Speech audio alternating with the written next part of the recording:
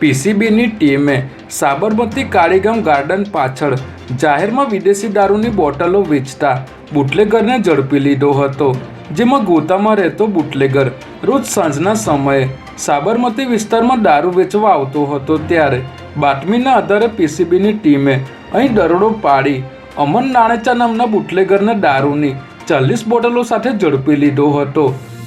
પોલીસે અમનની ધરપકડ કરી તે દારૂ ક્યાંથી લાવતો હતો અને કોને વેચતો હતો તે દિશામાં તપાસ હાથ ધરી છે।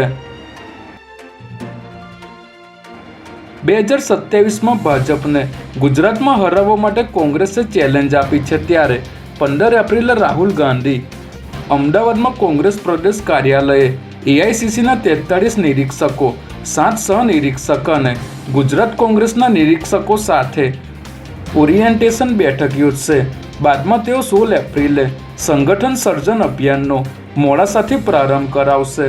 ઉલ્લેખનીય છે કે રાહુલ ગાંધીના ગુજરાત કાર્યક્રમમાં ફેરફાર થયો છે, જેમાં એક દિવસ અમદાવાદ અને બીજા દિવસે મોડાસામાં સંવાદ કાર્યક્રમનું આયોજન કરવામાં આવ્યું છે।